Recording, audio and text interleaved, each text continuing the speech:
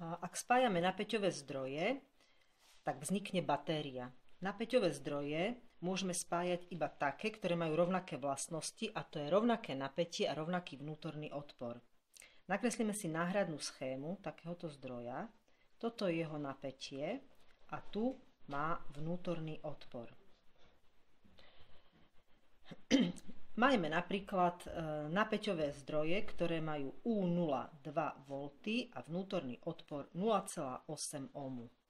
Tieto napäťové zdroje spojíme raz do série a raz paralelne. Ak ich spojíme do série, 3, 4,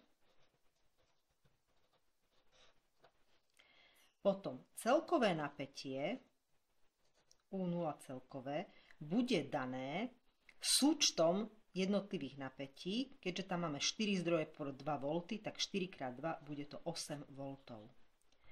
Ak máme napäťové zdroje také isté, ale spojíme ich paralelne, napätie sa samozrejme nezmení a celkové napätie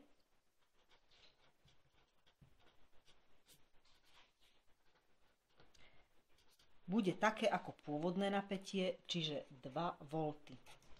Podstatný rozdiel bude v tom, aký bude vnútorný odpor sériového a tohoto paralelného zapojenia. Vnútorný odpor sériového zapojenia počítame ako počet zdrojov krát vnútorný odpor, čiže 4 x 0,8,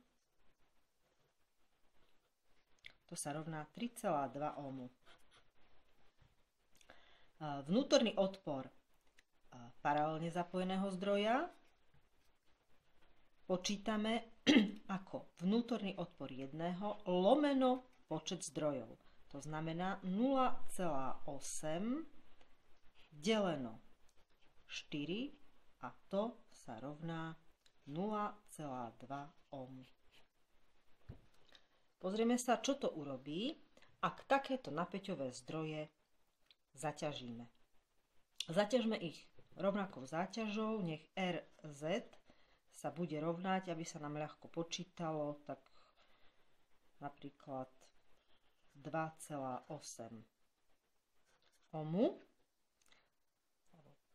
3,8 ohmu, to bude ešte jednoduchšie, a bude nás zaujímať, aké bude na tejto záťaži napätie, aký bude výkon na tejto záťaži a aký bude prúd nakrátko. To znamená, aký maximálny prúd bude schopný napäťový zdroj dodať do takýchto dvoch zapojení.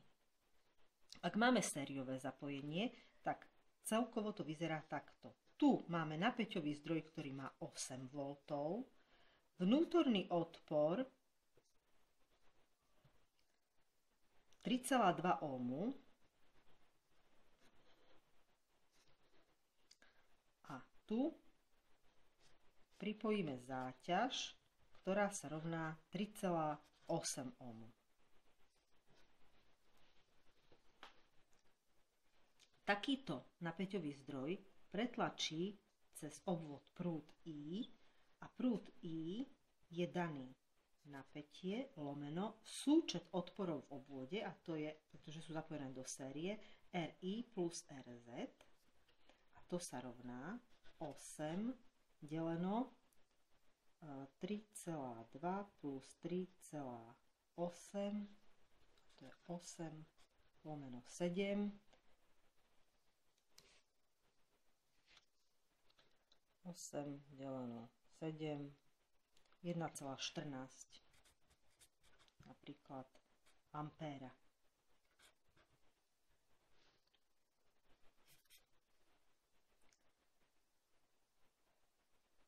Aké je napätie na tejto záťaži? Napätie na záťaži sa vlastne po zapojení zmenší o úbytok napätia na vnútornom odpore. To znamená, že ak obvodom tečie takýto prúd, tak na RZ, URZ, bude dané súčinom toho odporu krát prúd, ktorý ním preteká. Takže RZ je 3,8, takže krát 3,8 rovná sa 4,34 V.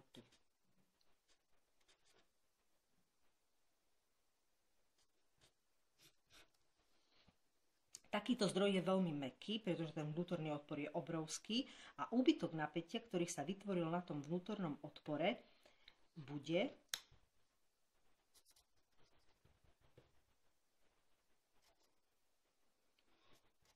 (1,14), teda I krát RI.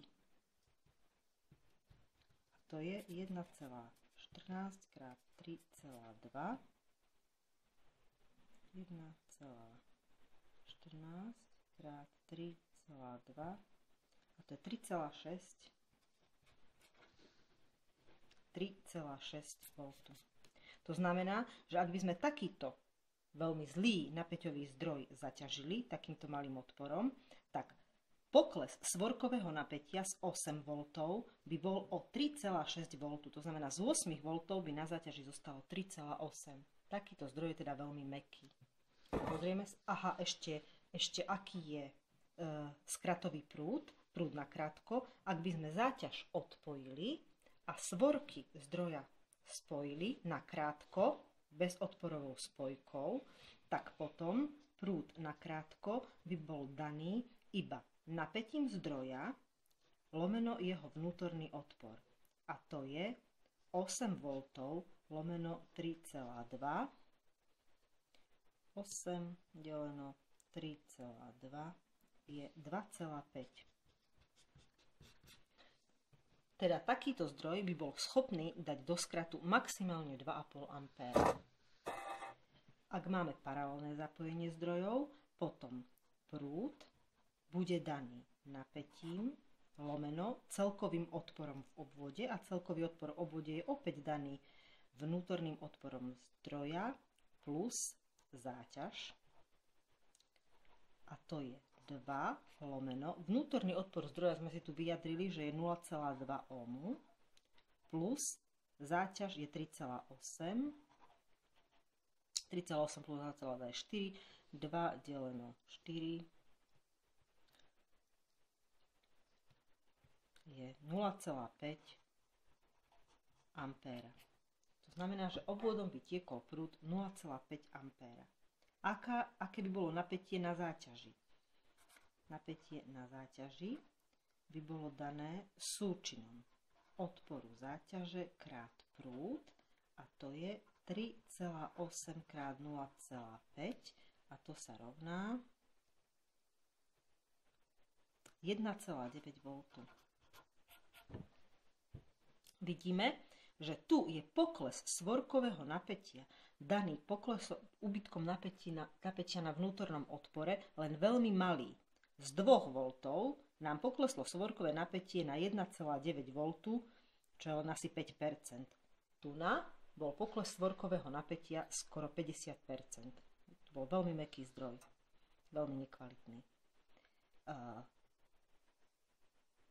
Aké je napätie na tom vnútornom odpore? Musí byť teda logicky 0,1 V.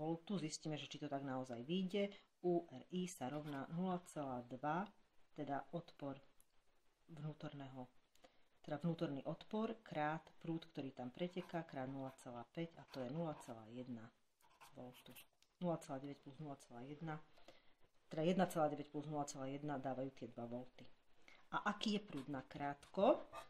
Ak by sme teda odpojili záťaž a skratovali svorky zdroja, tak potom prúd na krátko by bol daný napätím lomeno vnútorný odpor. Napätie je 2 V, vnútorný odpor 0,2 V, to znamená, že 2 deleno 0,2 je 10 ampérov. Hoci tu je menšie napätie, prúd na krátko, ktorý je schopný takýto zdroj dodať, je 10 ampérov v porovnaní s tými 3,6 pri zapojení napäťových zdrojov do série.